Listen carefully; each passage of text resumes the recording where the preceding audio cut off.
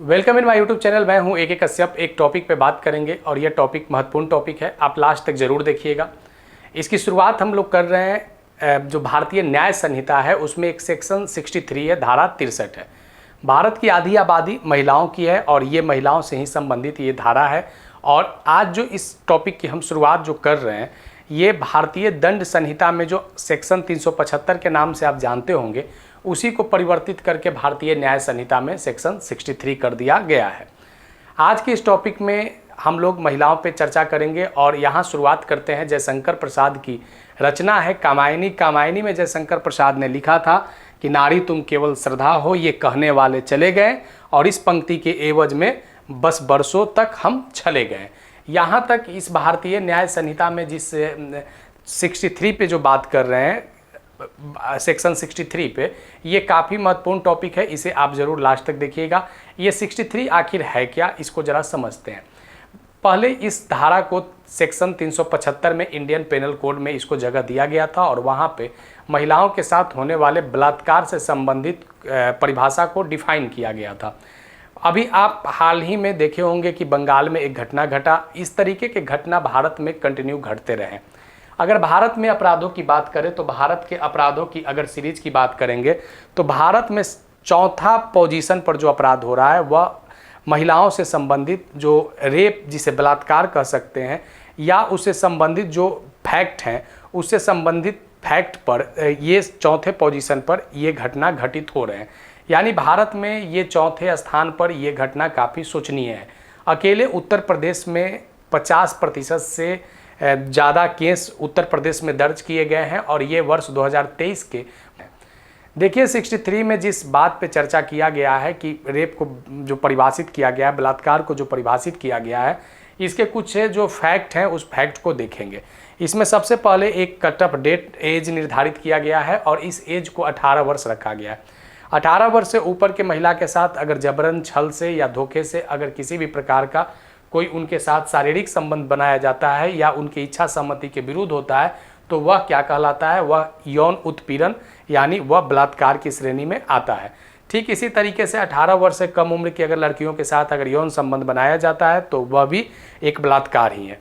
इस फैक्ट में हम लोग थोड़ा सा ज़रा आगे देखते हैं कि इसमें और कौन कौन सी बातों को डिफाइन किया जा सकता है। तो लगभग ऐसे हमारे समाज में 20 टाइप से जो आप बलात्कार यानी रेप को देख सकते हैं जो अलग अलग एक्टिविटियों के द्वारा किए जाते हैं, लेकिन इसे भारतीय न्याय संहिता में अलग अलग कोड नहीं किया गया है। इसे सामूहिक रूप से सेक्शन 63 में 4 पॉइंट बनाए गए हैं और 7 पॉइंट जो बनाया गया है उसमें महिला से संबंधित पॉइंट है। तो सबसे पहले हम लोग देख लेते हैं कि जो 7 पॉइंट बनाया गया है जिस पर महिला से संबंधित जो शारीरिक संबंध जो पुरुषों के द्वारा बनाया जाता है तो किस कंडीशन में वह बलात्कार की श्रेणी में आ सकता है। पहला कि अगर उस महिला की इच्छा के विरुद्ध अगर कार्य किया गया है यानी उसके साथ शारीरिक संबंध बनाए गए हैं। दूसरा कहता है कि उस महिला के सहमति के बिना। तीसरा कहता है कि अगर महिला को ये भय दिखाया गया, मारने की बात किया गया, पीटने की बात किया गया, यानी उस कंडीशन में कि महिला किसी दूसरे पुरुष को चाहती है, यानी एक नाम की महिला बी नाम के पुरुष को चाहती है और सी उस पर दबाव देता है कि हम बी को मार डालेंगे अगर तुम मेरे साथ फिजिकल रिलेशन नहीं बनाओगे। तो यहाँ पे भय, चोट, ये भी एक कारण हो सकता है जो आपको पॉइंट 3 में यानी सेक्शन क्लाउज 3 में इस बात को वर्णित किया गया है। चौथा पॉइंट जो आप यहाँ पे देख रहे हैं, ये चौथे पॉइंट में कहता है कि उसकी सहमति से जब पुरुष जानता है कि वह उसका पति नहीं है और उसकी सहमति इसलिए दी जाती है कि वह मानती है कि वह एक पुरुष है जिससे वह खुद कानूनी रूप से विवाहित है। ये चौथा नंबर पॉइंट है। पांचवा नंबर पॉइंट जिस पर अगर किसी महिला को मानसिक बीमारी से वो ग्रसित है या उसे नशीला पदार्थ खिला दिया गया या उसे मूर्खतापूर्ण या अस्वास्थ्यकर पदार्थों के सेवन कराकर उसके साथ अगर जो शारीरिक संबंध बनाए जाते हैं तो वो बलात्कार यानी रेप की श्रेणी में आता है। छठे नंबर सेक्शन पे जरा देखिए कि वह हर शारीरिक संबंध जो 18 वर्ष से कम उम्र के लड़कियों के साथ जो होते हैं वह रेप की ही श्रेणी में आता है जो सेक्शन 63 में व्याख्या किया गया है। तो यहाँ जो कट ऑफ एज जो निर्धारित किया गया है वो 18 वर्ष से नीचे वाला किसी भी प्रकार का, अगर वो उस सेंस में अगर उसकी वाइफ ही अगर है 18 वर्ष से नीचे का है तो उसके द्वारा ये क्लेम किया जा सकता है और 63 के तहत उसे बलात्कार में ही डिफाइन किया जाएगा। इसका छठा नंबर पॉइंट कहता है कि वह अपने सहमति को संप्रेषित करने में असमर्थ हो और उसके साथ फिजिकली रिलेशन बना दिया गया।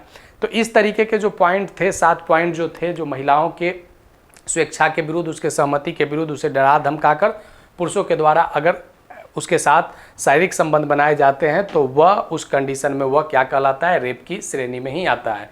इस कंडीशन में देखिए जो अभी हमने 7 पॉइंट पे चर्चा किया, ये महिलाओं से संबंधित था, जो उनके सहमति देने न देने पे और किस कारण से कौन कौन पॉइंट पर वो डिफाइन हो सकता है।